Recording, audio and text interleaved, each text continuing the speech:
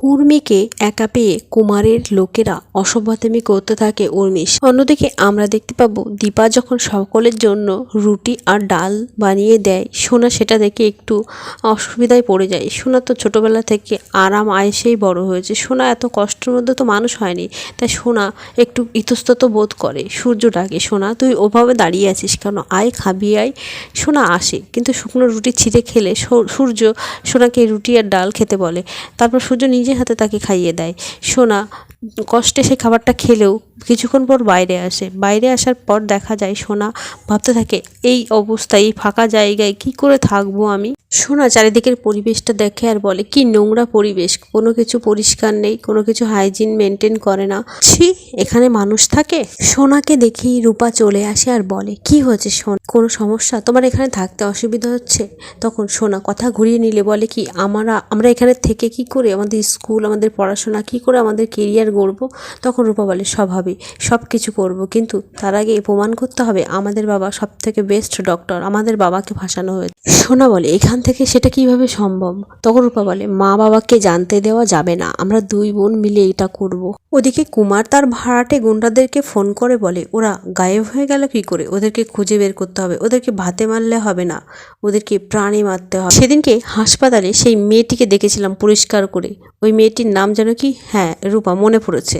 ওই রূপার চেহারা আর লাবণ্যর চেহারার মধ্যে একই রকম মিল, একই রকম তেজ দুজনার, ওকেও প্রাণে মারতে হবে। কুমার এটাও বলে, ঢুনকে নিকালো সবকো, ওই পুরো পরিবারটাকে আমার শেষ করতে হবে, নইলে আমি শান্তি পাবো। ঠিক আমরা দেখতে পাবো কুমারবাবু বলে যে কিভাবে খুঁজে বের করতে হয় সেটা আমি ভালো করে জানি, তাই তার ভাড়াটে গুন্ডাদেরকে দিয়ে উর্মির পিছনে লাগিয়ে দেয়। উর্মি পুজোর বাজার করতে গেলে সেই ভাড়াটে গুন্ডাগুলো উর্মির আঁচল টেনে ধরে, উর্মির সাথে অসভ্যতামি করতে থাকে।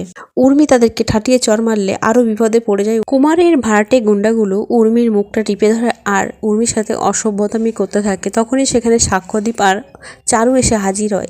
সাক্ষ্যদীপ তাদের সাথে ফাইট করে, অন্যদিকে জয়ও ছুটে আসে। কুমার দূর থেকে সবটা দেখে আর ফোন করে গুন্ডাদেরকে বলে, আমি বলেছিলাম যে মেয়েটাকে তুলে আনতে, তোরা এইগুলো করছিস, একের চরে তোদের দাঁত ফেলে দিতে ইচ্ছে করে, তাড়াতাড়ি মেয়েটাকে তুলে নি। সাক্ষ্যদীপ আর জয় মিলে উর্মিকে বাঁচিয়ে নিলেও উর্মি সেই অসভ্যতামিগুলো ভুলতে পারছে।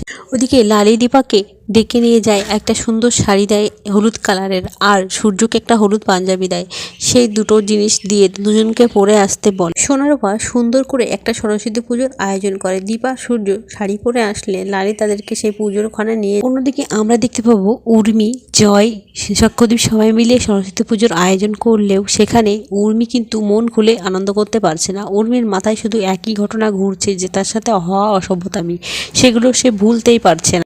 জয় উর্মিকে ডাকলেও উর্মি কোনোভাবে সাড়া দেয় না। উর্মি সেখান থেকে পুজোর স্থান থেকে উঠে চলে যায় ওয়াশরুমে গিয়ে অঝরে কান্না করতে থাকে আর নিজের মুখটা আয়নায় দেখে আর টিস্যু পেপার দিয়ে মুখটা রোলতে থাকে, কারণ গুন্ডাগুলো তার মুখটায় হাত দিয়েছিল আর তার শাড়ির আঁচল ধরে গুন্ডারা তার মুখ মুছেছিল, তারপরে সে শাড়িটা পাড়িয়ে ধরেছিল। এই সব কথা ভাবছে উর্মি খুব কান্না করতে থাকে আর রাগে দুঃখে ঘেন্নায় সেই শাড়িটাকে কাউচি দিয়ে টুকরো টুকরো করে কেটে ফেলে। সূর্য, দীপা, সোনারূপা সবাই পুজোর অঞ্জলি দেয়, খুব আনন্দ করে এবং বুধিয়ার পাড়ার লোকজনকে সবাইকে নিমন্ত্রণ করে ডেকে নিয়ে আসে। ওদিকে রূপা পুজো শেষ হয়ে গেলেও কারোর অপেক্ষায় থাকে, রূপা কার সাথে দেখা করতে চাইছে বন্ধুরা। ওদিকে উর্মি বাথরুমের মধ্যে কান্না করতে করতে এটাই বলে, কুমার তুমি যা ইচ্ছে তাই করে নাও, যা খুশি তাই হোক আমার সাথে, কিন্তু আমি দিদির খবর তোমাকে কখনোই। ওদিকে দীপাও কিন্তু চিন্তা করতে থাকে ওদিকে কি হচ্ছে। বন্ধুরা, অনুরাগের ছোঁয়া সিরিয়ালের পরবর্তী